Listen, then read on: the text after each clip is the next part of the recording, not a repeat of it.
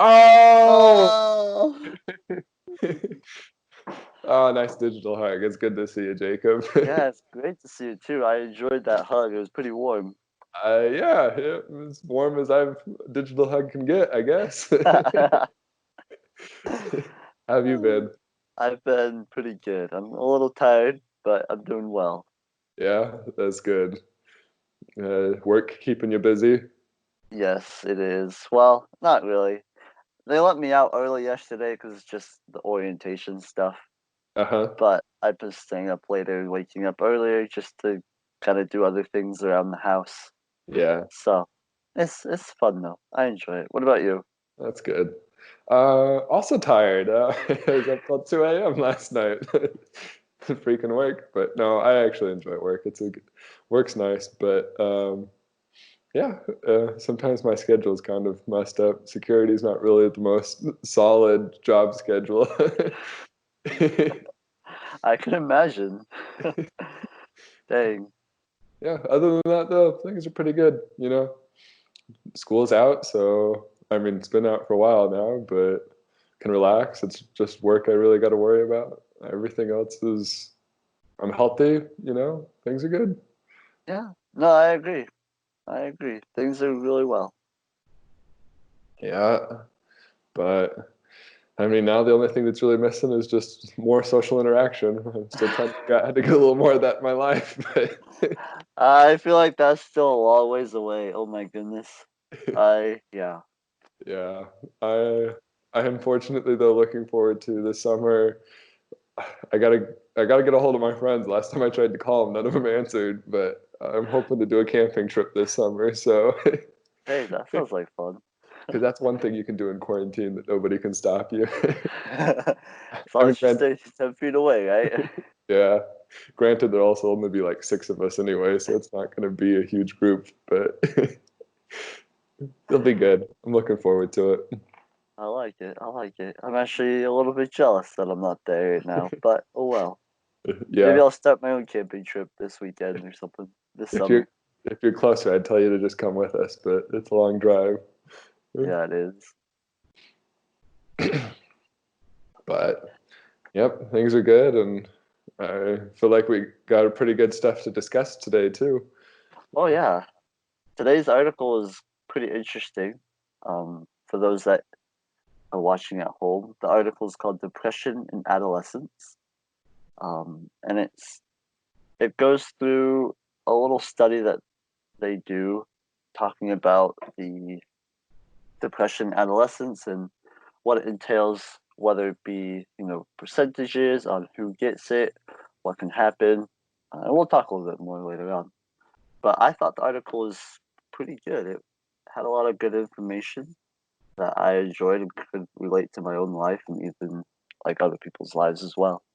Yeah. No, I thought this one was interesting too because it's more of a worldwide study, or it is a worldwide study. Some of the Yeah, studies we've covered have been more U.S. based or smaller group focused, but this one was cool just because it's taking a broader angle and just helps you realize, hey, depression's not just here in the US or not just here in whatever state that I live in that I'm watching this. It is everywhere. And yeah, I think looking at the article, one of the probably the biggest thing that jumped out to me reading this was just how big of an issue it is. Um, they talk about, or I know here, at least in my social world, it seems that depression seems to be largest here in the US, but they talk about how teen depression is actually much larger in middle income and lower income countries. And they go through various reasons, though, why uh, we don't think of it that way necessarily and things that cause that. But they also give good details on preventative measures to help even at high risk people or high risk teens. right. Yeah, going back to your low income, like countries with lower income, it's interesting because they state that most of the studies they've done in the higher income countries like the U.S. or England or one of those countries. But then, like you said, they've come to a realization that depression is found more often in lower income countries, but they don't do those studies, which makes me question, like, why do we focus so much on the higher income? Why are we not focusing on some of the lower income countries? Or like what has motivated us to focus only on like the US or some other country like that? Because Yeah. I don't know. Yeah. I don't fully know either. I mean, observations. I mean, they could potentially be just the fact that producing studies is expensive, and dealing with depression sometimes is expensive. Even over here, we're still working to find cheap methods. But I also wonder, though, if part of it is because they have other more pressing diseases sometimes. Not necessarily in all those countries, but one of my heroes, Bill Gates, I watch a lot of what he does, and he's devoted most of his time now to basically, is it eradicating? Is that the right word? Man, I'm struggling with words this morning, but basically getting rid of common diseases that are still prevalent in middle and lower income countries, but are nearly gone or completely gone in higher income countries. But Right. I mean, I don't know. Those are just observations. I have no clue. But also the study brings the point in about those countries that have a lot of war, that have a lot of, where people are tortured with, and then they also talk about like the diseases that you just named, because these are all different not, like causes of depression. You know what I mean? Because once people are struggling through all this stuff, they have a bunch of stress, they have a bunch of things that they have to worry about, and so I understand your point, but it also makes me question, why do we not focus more on these countries to help them out, maybe even more, and not focus so much on ourselves? Yeah, no, definitely. And I liked that you brought up that part that was in the article talking about how because children in lower income countries and middle income countries are more exposed to traumatic events like war and torture, orphanhood, and HIV infections, and those, that is a reason why it seems to be more prevalent. And definitely makes combating or fighting depression that much harder, because those are some pretty big issues we're still trying to deal with in the world. But it also makes you super grateful, realizing, hey, um, I may live in a situation where life sucks, and there's still some pretty awful things that happen here in the US or other countries, high income countries, but overall we're in a pretty good situation. I mean, most of us aren't having to wake up with bombs exploding over our heads and having to run for our lives and things like that. So it's truly a blessing, but also very sad, and realizing that in combating those, we can help the fight in depression for sure. Right. I just hope that, you know, there's people that are out there striving to do their best in all situations. More power to them. You know what I Yeah, mean? More power to those doctors, to the nurses, and all the medical field who are striving to fix these problems, not only nationally, but locally as well. oh, definitely. Yeah, I am grateful for those people that try to make a difference in whatever it is. Yeah, I met a new coworker recently that I was getting to know them. We were talking just about like what they wanted to do with life, and uh, they told me that they wanted to be a speech therapist. I believe was the title of the job that they wanted to be or become. But my next question, follow-up question, was, well, what caused you to want to do that? And their reason was, I've always just wanted to help people, but I've also known that I have some limitations in how I can help, and so I chose the best option. I was like, that's really cool. Just the fact that you want to help people and that you're striving to actually use your life to help people, because there's a lot of people in all kinds of circumstances that need help, and depression is definitely linked to a lot of those issues. Mhm. I used to have a speech therapist, so I'm definitely grateful for them because they helped me quite a bit. I don't speak Yeah. the best, but I do definitely speak a lot better than what I used to as a Uh, child.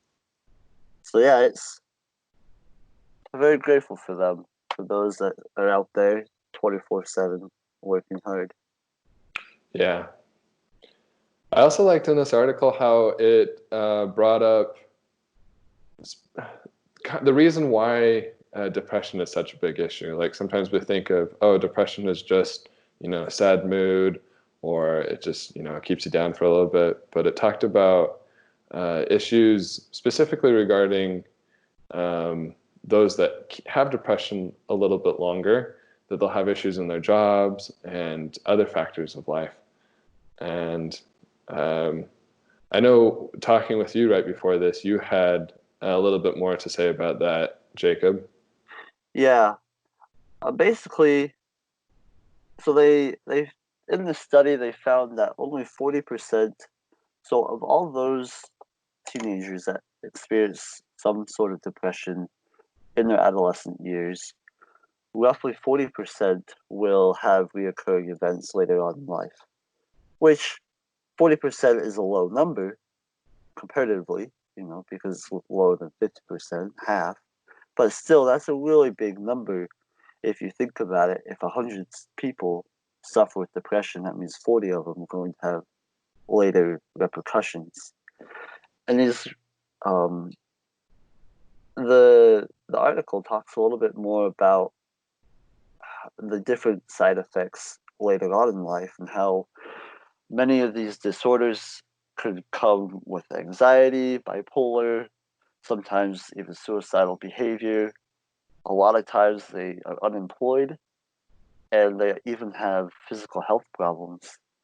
Um, and just kind of looking at my life, I look at my mother who has always suffered with depression, even from a young, probably adolescent aged. Um, she struggled a lot with her health, as she has for many, many, many years. I've 22 years old, and that's the only thing that I can really remember with my mom is how she's always struggled with her health. And it's only been recently, like in the last year or two, that she's been able to pull it back together and control it a bit better. She's not perfect, but she's trying really hard to keep it down under control. And she's one of these 40%. I know she is, right? Yeah, And so it's it's very saddening to see that 40% of those who suffer with it in their past will have repercussions. Repercussion. Wow, that was it's a difficult word. that is. Recu- I can't even say Repercussions. that word. I'm not even gonna try. Oh man. But I'm also grateful because the article does talk about some treatments, right? And how Yeah, we can help those even before they show symptoms as a teenager. yeah. No, I love that they bring up the treatments or the things that we can do to prevent this towards the end of the article, and they even I want to emphasize this part that even this is extremely helpful even for high risk adolescents or teens. Um, so even those who have a genetic factor, an environmental factor, um, and all, I mean, they can have most of the factors that would lead them to depression. And learning or having these few things can help exponentially decrease the chances of them actually having to deal with depression, or at least as much depression in their lives. The things that they list include emotion regulation capacities, like learning how to regulate your emotions and learning coping mechanisms, learning new thinking styles. And one of the big things is consistent family and friend support, quality family and friend support. And not that necessarily you have to have both of those, but if you can have one or the other, that um, that teen, even the high risk teen for depression, can receive a lot of help. And I know, as you mentioned with your mother, it was sad to see. I know in people that I've seen, those who have this kind of support and who can learn these things early on definitely do cope with their depression much better and can definitely receive a whole lot of help from these things. Yeah. And I think the major part of it is the support that we give as well, because especially for those who take medicines to help combat depression, those medications, they have side effects that are very not always pleasant. We'll Yeah. say that to say the least. Like for my mother, it was the fact that because she was taking these medications, she wasn't able to have a healthy lifestyle because the medications, that was one of the side effects. Yeah. And so she has to work not just as hard as somebody else, but I feel even twice as harder to keep that healthy lifestyle. I look at myself or somebody who has a problem with gaining weight. It's tough for me to gain weight and be at a healthy weight for me because I've always been underweight. Uh-huh. And having her, now she's taking medications that's stopping her or preventing her, I should say.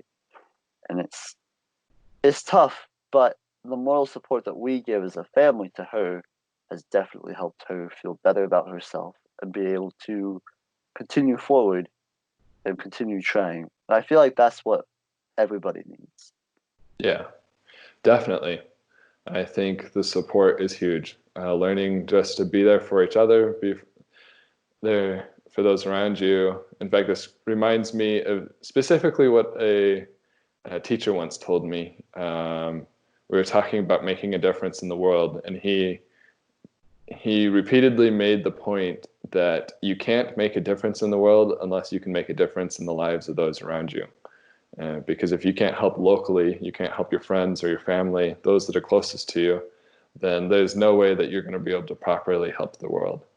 Um, but the good news is we can all do that. We can all help those around us, and it just takes a little bit of caring and a little bit of empathy and effort. And none of us are going to be perfect at it. We're all going to make some mistakes, but we can all do it. And I think by making those efforts, it will make such a big difference. Depression is definitely something that's rampant here in the US. And according to this article, it's even worse than even some of the other countries. But I think as we strive to focus more locally, we can help locally, which will then impact the world. I think that should be our focus as an individual. Yeah, definitely. And on that note, it makes a perfect segue to our good news. Speaking of somebody who is trying to make a difference in his local community, there's an article about a little boy in British Columbia who decided to put up a joke stand instead of a lemonade stand because he wanted to help people smile and have brighten up the days right now with everything going on. And so his mom said that they gave him a joke book about 6 months ago, and he'd been using it around the house and telling lots of jokes, and then decided that he wanted to share it with more people. So he's been doing a joke stand.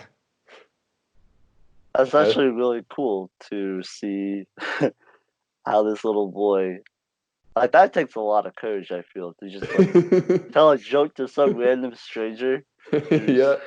an adult. That Yeah. puts my competition that I have with my brother, like, kind of down in the toilet. Yeah, it takes a lot of courage, but I have to give it to him. Because as a result, though, he got quite a bit of recognition. There's even people like Ryan Reynolds that found out that he was doing this and tweeted about it and just made comments on it. And it's just super cool. It's like, hey, with great courage, you really can um, you can make a difference. Yeah, no, I totally agree. It reminds me of my brother and I. We like to have a little competition where we try to make the family laugh, and whoever can get the most laughs at the end of the day wins, Uh-huh. right? And so it's just kind of the fun thing that we do because we'll crack jokes or we'll do something funny, and we try to get everybody else to laugh within the family. Sometimes it turns out pretty good. Sometimes it doesn't. But that's really cool to see this little boy has taken it a step further, and not just focused on his family, but also those in his community. So Yeah, that's really awesome. Well, on that note, it's been good talking with you, Jacob. yeah. And hopefully you can continue to brighten up your family's day to day. Oh yeah, definitely. Hopefully you win the competition. Uh, I will say I usually lose. My brother's pretty good jokester, so. Well, you gotta step up your game. No. uh, But yeah, it's been good talking with you, Jacob. yeah, it's been great. And I'm looking forward to the next video we do. Yep, and see you all later. Yep, bye. Bye.